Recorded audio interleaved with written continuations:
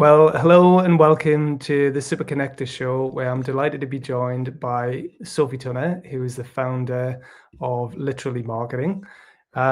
She's a marketing consultancy who started her business just under 2 years ago to help in 2024 to help businesses improve their visibility across every type of digital platform and offline as well, I believe, to help them achieve their goals. So thank you, Sophie, for joining me today.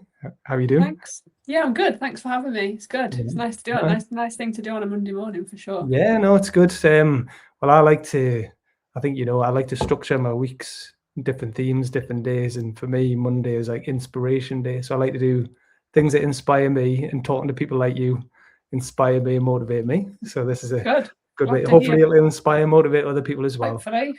Yeah.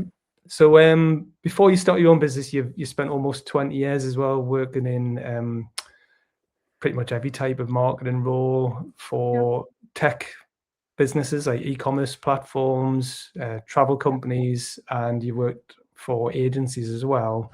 So do you just want to rattle through that a little bit and just tell us a bit about your experience and what you've learned from that? And my dog is barking at the moment. As soon as you start, yeah. Go on. Yeah, no worries. I started my career out in search, so both organic and paid search, and did that at an agency, and then realised there was lots of areas of digital to explore. So expanded round into a couple of different areas at different agencies and different tech providers, different SaaS companies.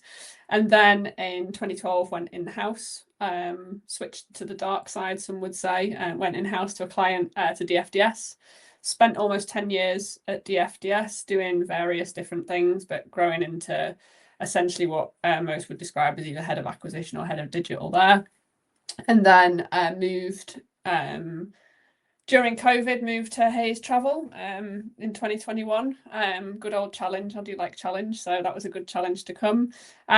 Spent a couple of years there looking at their digital platforms, looking at their marketing as a whole, everything from retail right through to paid search and UX on a website and how to bring brand to life on a website.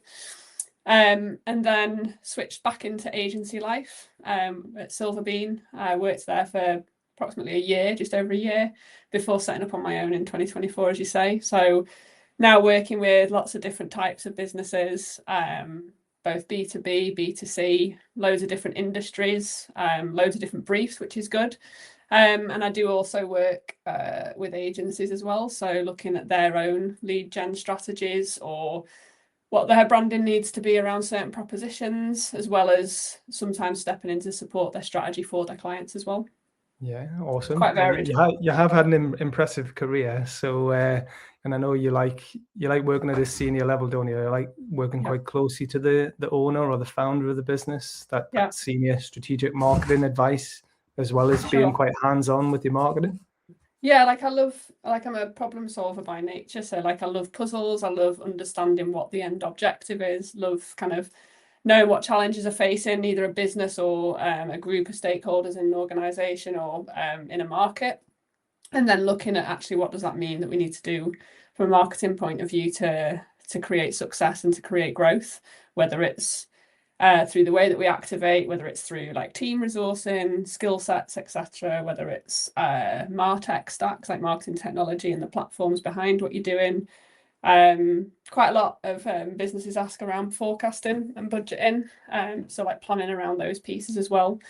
But yeah, fundamentally, I like working closely with a business. I don't like the kind of stereotypical consultant that sits in like an ivory tower over to the right hand side and just comes down with a delivery piece and steps out again. Like I actually like to go into clients, sit with them, talk to them, spend time with them in their office, in their environments, and really get a feel for them. Yeah, sure. And do you have I know now, is there a certain type of sector you want to work with, or are you quite open to any sector? Is there a preference, the type of business you want to work with?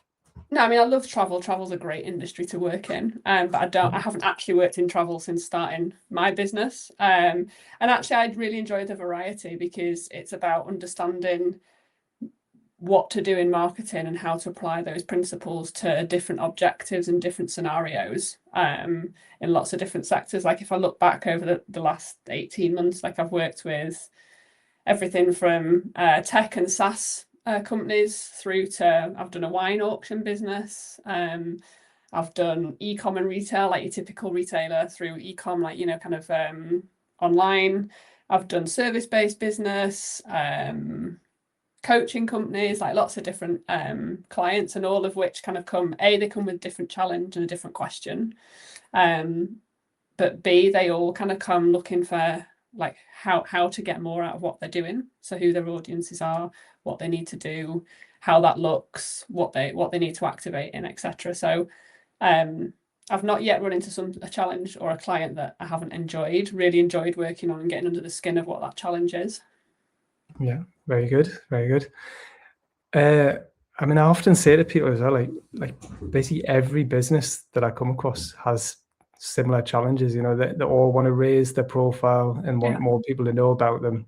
So are there certain sort of common themes that you're coming across that people are struggling with, or that they really need help with more than anything? Yeah, I think like growth and efficiency in that growth, effectiveness essentially is one of the biggest like kind of common themes that you come across. Like, how are you going to make an impact efficiently? And I think there's like kind of two categories that comes in. Some businesses that I work with are very tactics focused, and it's very much about the detail and the short termism, whereas others have that vision of like what the strategy is, but can't turn that into tactics. Whereas the ones in tactics tend to just almost be doing things ad hoc as it comes, rather than thinking like, why are they doing what they're doing? What's the action that they want people to take from what they're doing? And also like, how does that actually reel back up into their commercial objectives? Like, is it driving a commercial objective, or is it just because looking around, that's what other people are doing? And so you do get kind of both ends to kind of work through. Yeah, I know. I've seen it. I've worked in companies and I've worked with companies and I've probably been guilty of it myself as well, where you're doing certain things because that's what you've always done. Yeah. And you just get into the routine and you're putting stuff out, and you're not necessarily spending the time analyzing if it's working or not, and reviewing it and how you could improve it or maybe stop altogether. Yeah. And I think there's a lot, there's a lot of businesses that are doing exactly what you say. They're doing things because they've always done them, and without necessarily the right way to measure those things. So when you then can come in and measure them and look at what is impacting commercially or from driving the objectives, you can then start to take time and resource away from what isn't working and pump that into new things and look for new ways to reach audiences or to gain successes, rather than just kind of. I am a big believer in, if you've done it for a long time and you've got a successful business, you need to be careful how much you change at speed. You need to understand what's working and what you can change and what's going to make the difference to change. Yeah, it's a big question, this, but almost 20 years working in marketing, like things, a lot has changed. Like I've worked. I don't consider myself a marketing expert or specialist now, but like I have had like marketing roles, so I've been paid to be like the marketing expert. But I do a lot of marketing now, like in my business. Obviously, pretty much everything I do is marketing related or visibility. What are the biggest changes you've seen over that time? Social media, obviously, massive. Obviously, yeah. So I think social media, just to put into context, when I joined, it's like the FTS is obviously a big organization. When I joined them in 2012, I think they had less than like 1,000 followers on their corporate Facebook page, and then when I left, it had in excess of 150,000 in the UK alone. So like that growth over that period just shows the growth of a platform like social media and how business invests in it really does get gains from there.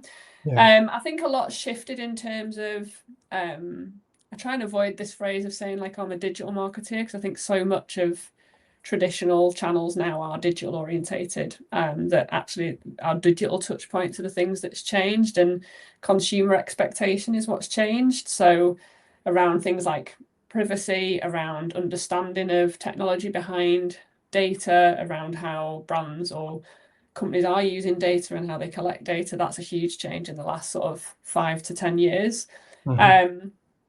But equally, like if we look at AI, for example, I can't get away from talking about AI, of course, but and of course I talked about this a few months ago. Like if you look at the impact that's had on the way people are searching for information, again, that's changed consumer behavior dramatically. How informational type searches, or kind of like your real kind of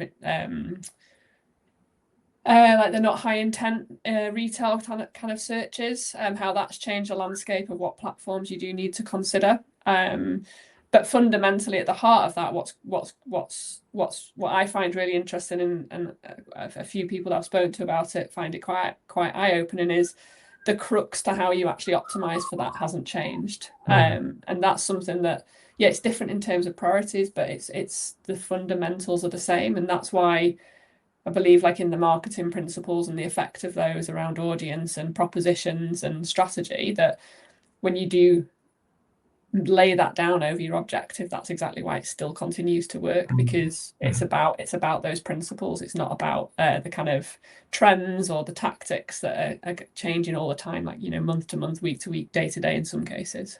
Yeah. Something with your talk at the platform event, I thought it was excellent, because it was just getting across to people that it's still important to have good SEO on your website, and 100%. to put content out there that shows credibility, and that you know what you're talking about, and that you can actually deliver. Exactly. So, because I think, look, definitely social media. I was thinking about this the other day. I think social media is totally not broken, but it's like, it's definitely not what it was when it first. When I first started using it 15 years ago, maybe almost longer. It's much harder to cut through and get people to engage with you. And it used to be you could put stuff out and you could send traffic back to your website. All the social media platforms now don't want that. They want you to just live on the social media platform. So people have stopped. I think people have stopped putting content on their website, and they're just putting it all on social media. Exactly. But now, with the way AI search is working, you need to go back to doing that as it was before. Yeah, exactly. And like search and social have almost swapped a little bit. So in years gone by, with like from an organic search perspective, like your traditional rankings factor, you could almost like cloak and daggers how to kind of manipulate the rankings. And I think a little bit of that's happening in social media today in terms of organic. People know how to work their algorithms to attract kind of engagement, to get further reach, etc. And yeah, you're right, the platforms don't want you to leave them, because of course that's the value that they then hold on its users at the time on the site. The data that you're giving them, that is the value to the platform. But of course that's, like you say, at the sacrifice of perhaps topical depth on a site. But what I will say, like, about organic search and AI and how that blends with social is, you still, the companies and the businesses that are genuinely experts on what they're talking about, if they're deploying the right content in the right way, will still win, because it can very easily denote that you're not a topical expert on those things, and therefore it's yes, sometimes it can appear like it's a harder task to get there, but actually it's not, if you genuinely are talking about the things that you want to talk about and that you are a specialist in or a provider of, then the on-site content is definitely a piece that not to be left out. And you know, I used to have when I used to do a lot of horse riding, and I had a blog, quite a big blog actually, and people used to say, why do you have a blog and not just blog on like your Facebook page? And my answer was always, and it still is the same today to business owners, is because if tomorrow that platform isn't there, all of my content is gone. So my blog is my blog, it's my website, it's my house for content, that is my brand. And therefore it's the same principle as what you've just described. If you put everything onto one or many platforms and you don't actually invest in your website as well, then I'm not suggesting that any of those platforms are not going to be there tomorrow, but if they're not, or you get a ban or something changes about them, you've lost a percentage of your equity on that brand as well. Yeah, totally. Well, a good example of that was Twitter. Like Twitter, so I think I joined Twitter in 2009. Yeah. And I built up a pretty big following on Twitter. Not like massive, but like bigger than most people, I would say, in the northeast or north of England, or even across the UK. I've got but it's the one platform where every time I look, the followers is falling. Yeah. Like every other platform, the following is increasing, but Twitter's fallen. I've got several accounts. I've got my account, I've got a business account, I've got like a platform account, I've got a UK Startup and Scale Up Week account, and I've got my account. But that used to be a big source of traffic for me and a lot of engagement. I get next to no engagement now. Very, very few messages. No traffic at all. So it's like, but I'm reluctant to just give it up. But like, you made a really good point once at one of the events, and you said Twitter or X, it indexes well, so your content's discoverable. So there is reason to potentially keep it if you want the content to be found, and that comes down to the whole topic which what spoke about, of course, around visibility and discoverability. Twitter's changed massively. I used to have the same thing. Mid 2010s, late 2010s was getting traffic from there regularly, but then that changed, and it's obviously for a number of reasons, but it changed, and it means that you have to diversify, but it doesn't necessarily mean a lot of people come off for maybe like more purpose-led or value-led reasons, but it doesn't mean that you have to bring that content off there. And if it's the same content that's going out on another platform, but Twitter is still continuously getting ranked for you, then that's not a bad thing in terms of discoverability. Yeah, no, I'm keeping it going because it doesn't. I don't spend a huge amount of time on there, and I think I do have quite a lot of followers, and I think there's still a lot of lurkers on there, and I've got. This is probably just just anecdotal. I think there's a lot of tech people on there, a lot of Americans on there as well. So if you're wanting to, Puppy's going crazy. If you're into the tech world, or there's a lot of investors on there as well, a lot of funders, a lot of sport on there as well, and news, obviously, and politics, if that's your thing. Yeah. I think as well, like there's Twitter grew like mid to late 2010s for customer service as well. And I certainly know, like during the pandemic and travel, it was a big channel from a customer service point of view in the early days of the pandemic. So even to be fair, even I've used Twitter from a customer service point of view to ask, particularly around trains, actually, around train travel. So it does still have its uses if you use it, obviously, in its more traditional ways. It's not the same platform as it used to be from an engagement point because of the direction that its content and its creators have kind of ended up being in. But you're right, like there's a lot of tech stuff, there's a lot of news stuff. Obviously, we have to now watch with AI and what's real and what's maybe not so real. And recently, Grok has obviously been a big part of the headlines. I'm not necessarily going to start on that track of conversation, but elements like that don't help its reputation, don't help people to stay on the platform. But like I say, from like you highlighted, that if your content's ranking on there, and you want your brand to be discovered, it's not a bad place to potentially just replicate the content you're putting elsewhere. Yeah. It definitely has shifted, and like LinkedIn. I think when LinkedIn was bought by Microsoft, I saw a big change, and it definitely became my like top platform, and I've done well out of all of them really, but I've done really well out of LinkedIn in terms of engagement and awareness and credibility, and it's the one that's still very business focused. People go on there. It's professional as well. It's connected to your career and your CV and your work history. So I think people are pretty well behaved on there as well because of that. Unlike the other ones where they can hide around aliases and just think they can say whatever they want. People don't tend to do that on LinkedIn. But again, that could change. They could mess around with the algorithm and all. And sometimes you do get people saying, "Oh, it's complaining that it's becoming too much like Facebook or Instagram or." Exactly, and it like all of the platforms go through their cycles of their algorithm changes where people feel they've lost visibility on those platforms, and it'll rebound back round and come back again into positive thoughts. And I think it's the same with all platforms. Like you say, LinkedIn, you kind of can't shy away from who you are and it being much more real. However, there is a lot more AI and content that's put out there for content's sake. I know that's a big trending theme at the minute.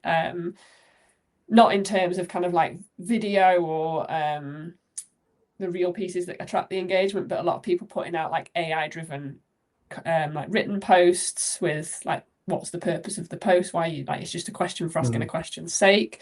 And there is quite a few outspoken people on there, but I think it strikes good debate, and it's always much more controlled than it is on some of the platforms, because it is a professional environment still. People still have the connection of the professional environment there. But I think it comes down to, like, when we talk about different platforms, you know, I've got lots of views on the platforms themselves individually, but when it comes to the business side, it's where is your audience? If your audience is essentially on X or Twitter, then you probably do want to be active on there, and you do want to be able to talk to them through that platform. If they're not on there, then, you know, yes, you can use it from a discoverability point of view, but it's less important to you. And the same in terms of like LinkedIn, if it's around personal profile on there, or particularly targeting, for example, like account-based marketing that you want to go after, then obviously your corporate company page is important on there as well. Whereas if it's a much more kind of personal brand, less so around the corporate side, you've got obviously the platforms, Instagram, TikTok, etc., to replicate across. So depending on what you're trying to achieve and the audience that's there, I think they're the decisions that certainly I use to guide actually where should we be focusing time and attention to. And at Hayes and DFDS, we had the luxury to be able to do the platforms that we wanted to be able to do. But in smaller organizations or businesses where either resource or budget might be a bigger constraint, where budget or time might be a bigger constraint, it obviously means you need to be more selective, and you need to prioritize those platforms and where you are putting your energy and efforts into, so that it's consistent. Yeah, that's a good point. I know there's loads of people I've met over the years who are maybe more of a creative slant, and they tend to only use Instagram. And I say, well, you know, there's so many creatives on Instagram, but like the people you're trying to reach are possibly on LinkedIn. Like the decision makers are people with budgets, the people who want to buy things that you're offering, but they don't post stuff on LinkedIn. And say, well, if you do, your posts are going to really stand out because they look amazing, and the products and that you're offering are very visual. So that's gonna grab people's attention on somewhere like LinkedIn. Totally. And I think, go on, sorry. No, go on.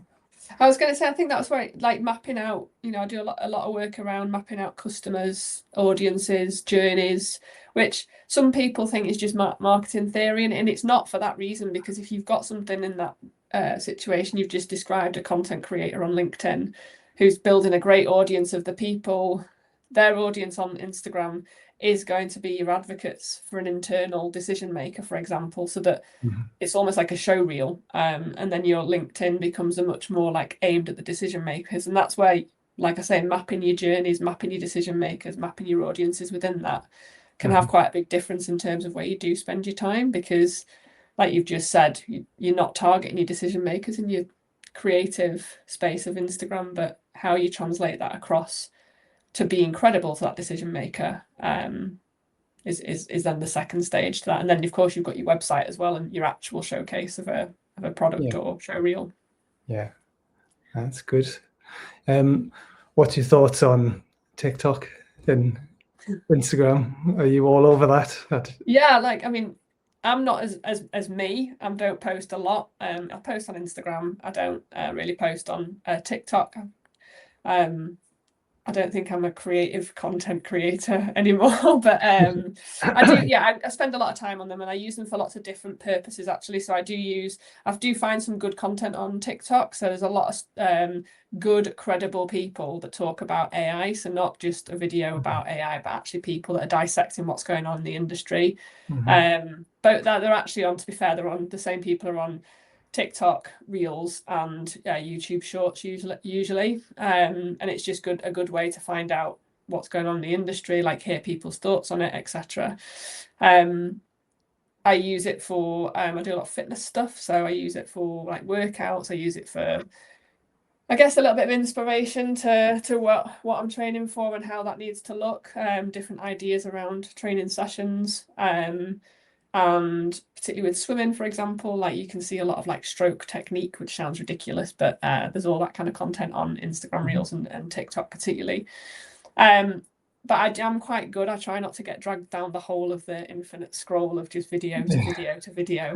And usually what stops me is as soon as I hit an ad, I'm like, right, off, finished, which is only about 3 or 4 videos before you hit an ad each time. So that's quite a good way to do it. But no, I just use it from a pure like functional perspective or like research perspective. Yeah, that's good. I know it's well, we talked about it before. So Twitter used to be my main platform, and it's not now. LinkedIn's definitely the main one. Facebook, I've done well out of Facebook. I've not, because a lot of the work that I've done in the past has been more like software related or services, and it's been harder to get that across visually on somewhere like Instagram. So I haven't really spent loads of time on Instagram, but then I started to spend a bit more time on Instagram a couple of years ago, and then YouTube as well, and TikTok. I'm dabbling a bit with TikTok, but I think you saw I did a little survey. Had this survey running. It was saying where do people go for business advice, and LinkedIn was way out ahead. It was like 93% of the responses said that. Then it was YouTube was really high. I think it was about over 50% at least, but then it was Instagram. And I was surprised how high that was, how many people went to Instagram for business advice. So because of that, I thought, right, I need to spend a bit, or I want to spend more time on YouTube and Instagram, as well as LinkedIn. I think there's quite a big difference because like LinkedIn, you can kind of go on there and you can ask for that advice and you can get responses back. Like you can physically post and ask for advice on something. And I think it's a good platform for that. If you've built a good network, not like a spammy network, then you'll get good responses out of that, and you'll get people tagging other people that know things, and it can be really good for that. It's going to be, like you say, you've got the survey, but it can also be quite useful if you're doing a poll type effect on there. Whereas Instagram and YouTube, like YouTube maybe is better, but Instagram you've sort of got to sift through and know where to find that, not where to find it, but you've almost got to sift through and know what's good content and what's maybe not so good content, and that just comes from using it, but also then gathering like who you follow and what hashtags you kind of know tend to yield good content or content producers use. But like, look at what we're doing today. Like, we're doing a LinkedIn Live, and I think the technology behind some of these platforms now, I think you're live on Instagram as well, I think you said. So if you think like this could go out on like YouTube Live, LinkedIn Live, and Instagram Live, and there's instantly the 3, like you say, that you're going to source for business advice versus perhaps not a TikTok Live and not a Facebook Live, for example. So even though you'll maybe use those platforms afterwards, like it shows that's how you can leverage those platforms, and the tech behind them is enabling you to do that as well. They want you to do that. Like, you know, YouTube and LinkedIn especially want you to be live and to broadcast as channels and as actual media now, rather than it just being about watching pre-created uploaded videos. It's more about the live experience. And I think it was, I don't know if it was November or October that YouTube became like, I can't remember its rankings now, but it became one of the biggest media consumed platforms, ahead of like your more traditional TV, a lot of the traditional TV platforms as well. So that includes obviously linear TV, but also their on-demand services. So when I said earlier, consumer behaviors are changing, like the way they consume media, not just their expectations and what they're doing in search, but actually the way they consume media is different. Like 10 years ago, there's no way we'd have said, I'm going to go watch something on YouTube and think it was like necessarily hyper credible, you know, like, whereas today there's loads of credible stuff on there, you know, you wouldn't have thought you can find anything on there. My dad's retired over a year ago, just over a year. He's in his 80s, right? But he's just discovered YouTube. What a world to discover. It's like, Dad, it's been around how long? 25 years, maybe longer, I don't know. And he's like, there's this thing called YouTube, and you can find literally anything on it. It's like, I know, like, but that's there's so much good stuff on there, like literally whatever you want. And it used to just be like Google's version of being able to essentially create a video library for use on like your website or similar, really. And it's just massively exploded from there because of I guess the era of the content creators that have started to pick up on it and those that have really stuck by it.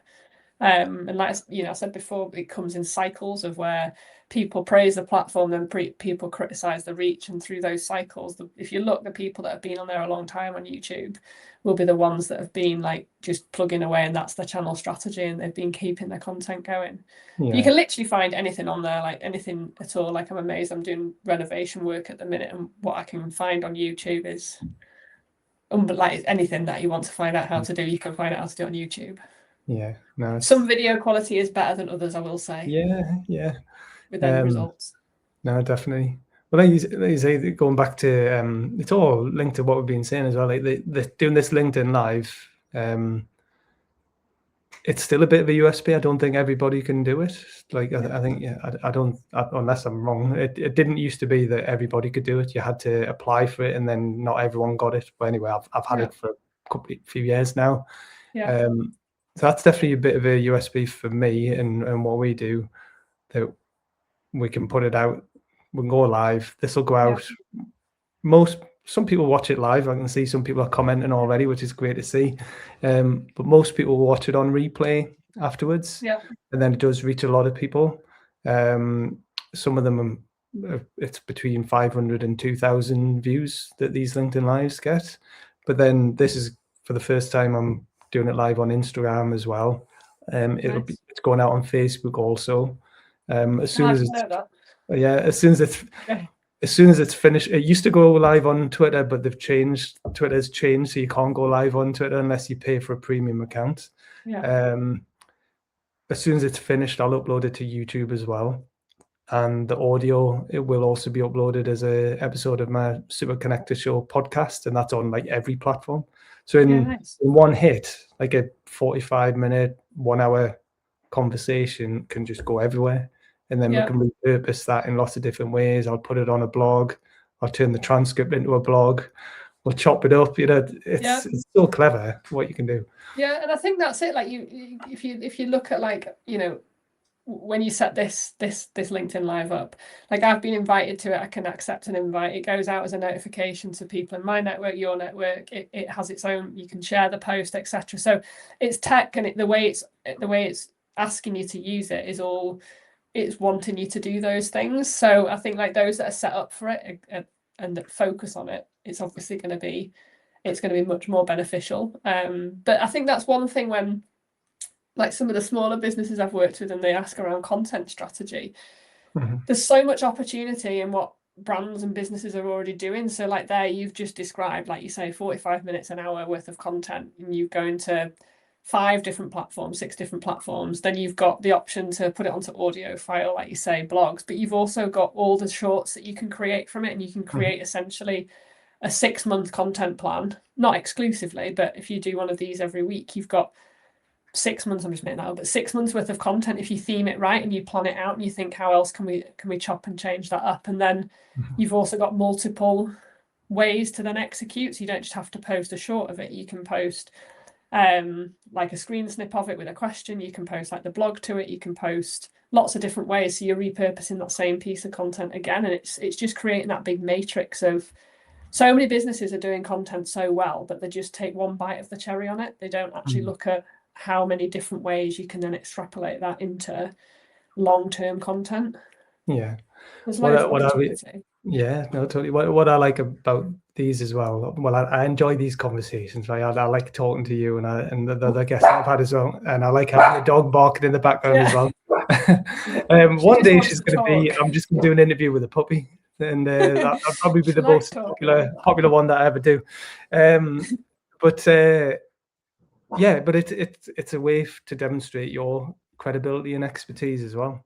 So obviously you can't. Well, I was going to say you can't fake it. Well, potentially you could be an avatar. You could be a fake. I'm not. You're not. I know you're not. I'm not a real person. But this is a way for you to demonstrate your credibility and expertise in this longer form content. I think it does raise your profile as well, because people will be like, oh, who's I mean, a lot of people do know you, but some people are, oh, who's Sophie Tunnah? Who's Paul talking to this week? Yeah. And then they'll check you out, because like it's everyone in my network gets a notification, everyone in your network does as well. So our collective network amplifies our reach. Totally. And then once the video is uploaded to YouTube, I'm using AI a little bit. I'm not using it a lot. I don't create things. I don't get AI to create things for me. It's more like enhancing things that I'm already doing, or saving time, or automate. But one thing I have started doing, which I think is clever, is I'll take a transcript of the video, and then I'm using Google Gemini to turn that into a blog summary. Yeah, that's a good idea. I'm still editing it. I'm still going through it and checking that what it says is correct, and I'm editing it and changing it. But that's a really clever way, again, to create some content that's going to be picked up in search. And exactly. It's just another form of getting the message across, and that can be used in multiple ways as well. Yeah, exactly. And that's what I was talking about, like amplifying what you've got rather than just, just being one piece. It's actually about amplifying the content ideas that you do have. And so, like I say, so many businesses don't realize that like they can take multiple opportunities on the same piece of content. It's not repetitive unless you make it repetitive. And there's also like you say, use AI to enhance, or just to kind of ideate with, and you can get loads of ideas for how to, you've got this great piece of content, how can I break it up so it gives me a post a week for the next X amounts of weeks, for example. And it might give you things and you think, no, I don't like the last third of that, so you don't go with them, and that's fine. But there is lots of different ways that you can then repurpose content. And we've talked about different platforms, for example, and you've mentioned their blog, which is great for search visibility. And it is about then building that topical depth of the content we're talking about, how you on your site that's going to support those topics. For me, it's great to be on here for a start, but it's also great to know that it's got long legs in terms of longevity, and that to actually the content's not just alive and that's it's finished. It's actually really good to know that it goes on, and that I can share it, I can pick back up on it, I can then share the different versions that you're doing in lots of different ways. And talked about audiences, to expand audiences, right? Because I've got my network and my audience, but then tapping into your audience, who then might share something from you, so it's tapping into their audience again. It's like the tri effect of that. Yeah. Well, so I don't know how many have I done now. I've done about 40, 45 of these so far. I mean, it's been over. I took a break. Like I started them during the lockdown, and then I stopped for a couple of years, and then I picked them back up again. But I do really enjoy them, and I'm biased, but when I listen back, I'm like, oh, that actually sound really good, most of them. And not just me, but like the guests, there's some really interesting conversations. But I've definitely noticed since last year and the start of this year, I'm getting people contacting me saying that they want to be on the podcast. For the interview. Previously, it was just people in my network, and it's mostly still people that I really rate in my network, but I'm getting more national and international requests now, which is pretty cool. That's good. And when I look at them, I'm like, bloody hell, you're really good. Like, you're really cool to interview. I think that's it. Like, it's nice. Like, it's natural. Like, I've not been alive before, so like I was obviously apprehensive and a bit nervous. So I think it's good that it's just a conversation with, and like, yes, it is my opportunity to talk about what I can do, and my credibility, my expertise, and where that experience has come from. But also to just have conversations about things that are in everyday businesses, or like we talked a lot about social media, to have those conversations and it just be really natural. But to know that really it's got that other motive of being able to build that content network back through. Yeah. I think this is good as well, because it's a bit more, well, it's more relaxed, isn't it? And it's like if you were doing a meeting or a consultation, or it's a more in-depth conversation. And I much prefer this. I prefer an interview, or awesome. I don't know what I she's hope it's got there. just a She's got some toy. sort of marble in her mouth. Can I have that? Stop that. On a wooden floor. Anyway, so yeah, she's just making a load of noise. I'm sorry about that. So it is totally live. That's just to prove it. What are you doing? I've lost my train of thought. Right. Autumn, I'm just gonna I've just totally lost my train of thought there. No, I was gonna say is Like I having conversation. organize lots of events, I host lots of events, but I don't really like doing presentations as such. Yeah. I much prefer being in conversation. Sure. I think I'm better when I'm doing this. Yeah, me too. And but then a lot of social media, like we're talking about Instagram and TikTok, I find it harder to just talk to the camera, but I'm forcing myself to do it. I was saying before we went live, because I know so many people are on these different platforms and that's what they're expecting. So I am starting to force myself to do a bit more of that. Yeah, and I think there's a difference. I'm definitely more comfortable with the in conversations. I very rarely do a piece to camera. In fact, I never do a piece to camera to be honest. But I think there's definitely opportunities from a profile perspective, but also from just being able to talk about the things that you want to talk about. Like, you know, we've had great conversation today, but also if there's something that I want to pick up on, you can dive into that on your own piece, and you can do a variety of different types of content. But video content is definitely, I know it's very cliched and it's an obvious one, is definitely the way to go. And people, I think, is the big one as well. I'm not I mean, I've spoken at platform, of course, and I'm used to doing presentations and from my experience, but just talking about a topic is much more motivating for me. Like looking at whether it's a topic, like I talked about search visibility, for example, or whether it's talking about the direction a business wants to go in. I'd far rather have that as a conversation piece than a stand up with a slide deck and be quite rigid in the way that goes, and actually allow for, I quite like, not everybody does, but I quite like Q&As in present if you do have to do a presentation, because I feel that's when it actually starts to turn into conversation, and the real value of that but then becomes the top, really. Yeah. Well, again, it's related to visibility and credibility as well. Like if you're, obviously I'm biased because I've run so many events, but I'm encourage people to speak at events. Yeah. Because again, it's authenticity and credibility. Yeah. If you're getting up and talking about something and you can get across that you actually know what you're talking about, that's going to set you apart from someone who is just online and you don't know who this person is. You don't know anyone that knows them, and that sound convincing, but can they actually do what they say they can do? Have they got any experience and track record of delivering? So that's it. I think, like you said, like, you know, something that's online, I'm not suggesting that all people online are, but like, you know, there's definitely not an avatar sat here right now.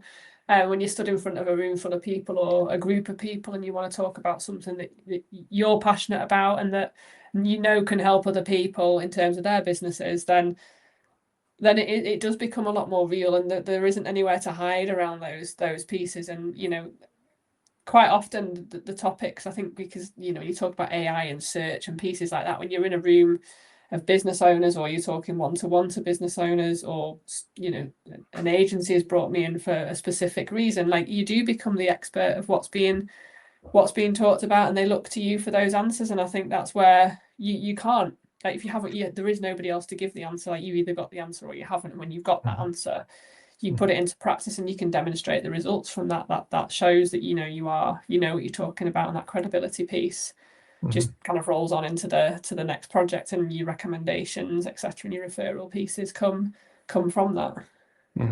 Referrals has been and recommendations a big part of what I set up to be, and I'm quite proud actually of like how much repeat business I get from clients, or how much of my business does come from referral, rather than actually, like, you know, I'm not a massive sales person, so I'm glad I don't have to go out and do it too much, but I need to be better at it. But a lot of my business does come from that referrals or recommendations process. So like, that was something that was really important to me, especially on repeat business, and kind of, I don't want to call it loyalty, because it's not loyalty, it's the demonstration of getting getting results for businesses that they want more, and they want Yeah. to keep working with me.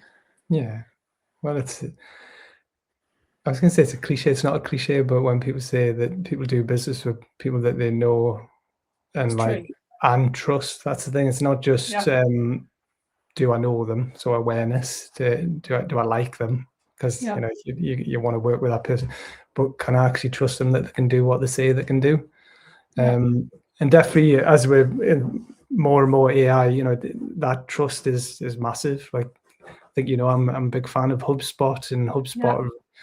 they've been the one big proponents of inbound marketing and content marketing, and just the Yeah. explosion of content that's out there. They've been a big responsibility behind them, I think. But even now, they're like, look, yeah, AI is everywhere, but you have to Yeah. demonstrate that trust and credibility through your content, Totally. and Totally. and use AI just to enhance that. Yeah, it doesn't it doesn't rule the world. Like, it can help us run it, but it doesn't rule the world. And I think that's an important part. Exactly what you said about the blog earlier, using AI to take from the transcript. And essentially you're just streamlining your process with it. You might ask it for ideas or how to do things, like how to enhance it, but you're not fundamentally just letting it run wild with what's going on. And I have stepped into a couple of businesses where you sort of inherit what's been going on, particularly in paid media. Actually, is often quite foul of it, where the AI tech behind some of the ad platforms, it's very attractive for smaller businesses to turn on and just let it run, because it's the AI is smart, it's clever, it should get the best results. But actually, on the other side of that, you've got platforms that their revenue streams come from how much you put into them. So of course it's going to attract you more clicks or more impressions, but in actual fact it doesn't yield the right results. And sometimes, well, I think there's been 3 in the last 3 or 4 months that I've worked on, where when you actually just switch down from 100% AI into manual and AI, you actually get essentially a much better mix of what's going on that platform and how to do the paid activity, not just setting it to kind of run away with itself. Yeah, So it's definitely a complementary tool. Yeah, no, that's really interesting.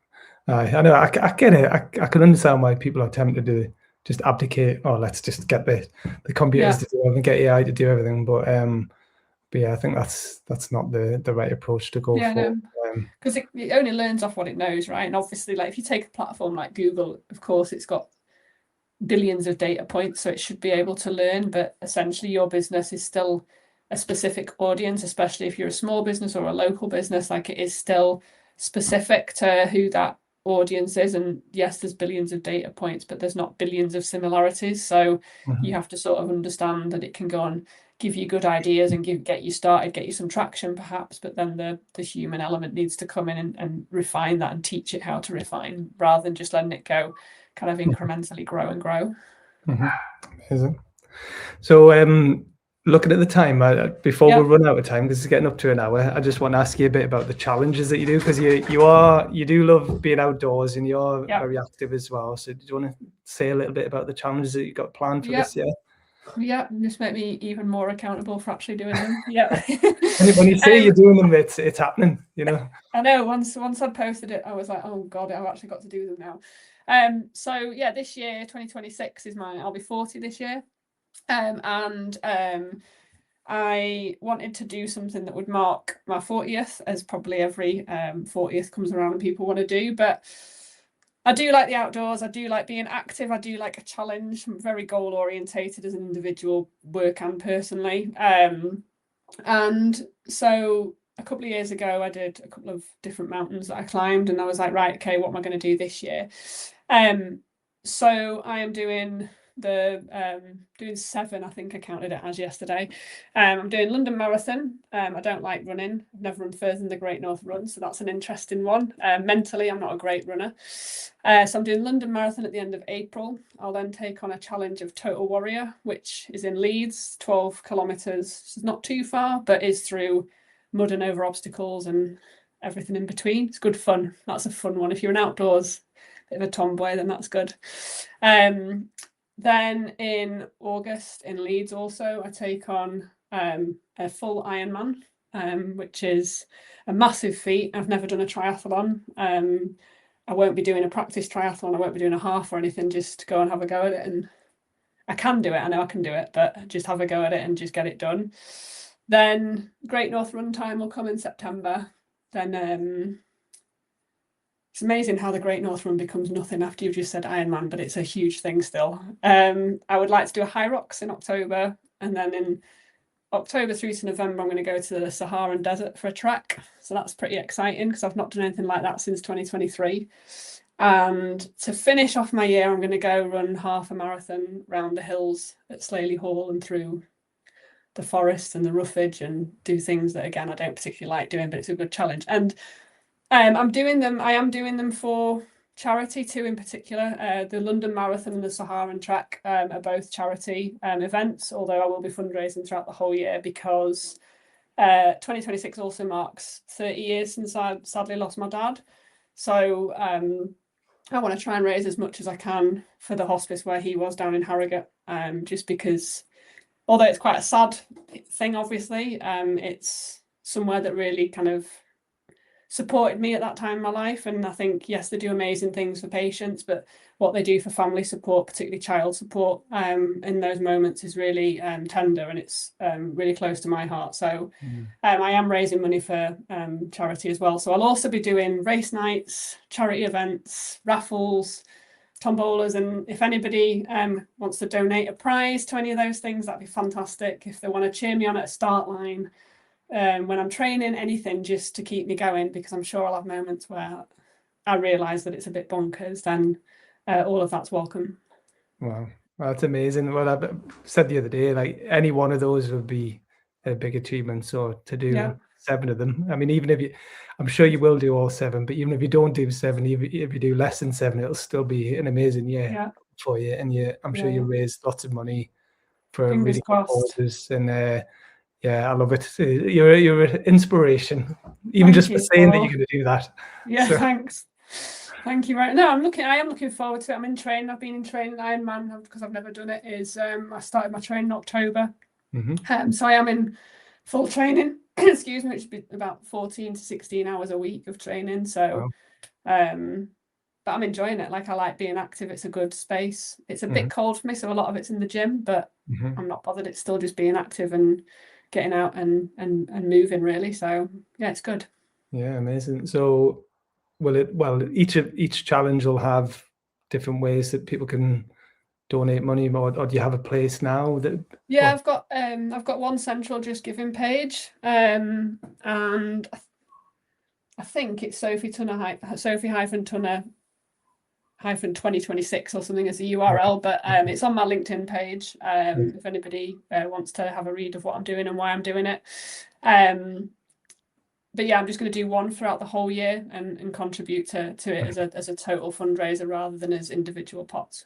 Amazing. Well, I'm sure you will raise lots of money, and you'll have a lot of fun along the way as well, and inspire lots of people. So document it. You know, what a great year. Like, document your journey on. I've started doing it on my stories on Instagram. Right. Turned off my private thing on Instagram and put that public, more for charities, for the charity itself actually. But there's a story of when I'm training. It's not every day, it's not overkill, but you can follow along on there, or on Strava. That's hooked up to the Just Giving page. If anybody else fancies getting into it, you can have a look at the workouts that I'm doing, etc. But anybody can do it. If I can do it, anybody can do it. Yeah. Amazing. So if anyone wants to, we'll post links underneath this as well, but if anyone wants to talk to you about marketing, want some advice on that, what's the best way to get in touch? If you head over to my LinkedIn page, that'll obviously be connected up, or I do have a website, literally marketing.co.uk, or any of my social platforms, but I tend to use, like, from a work point of view, my website and my LinkedIn. Amazing.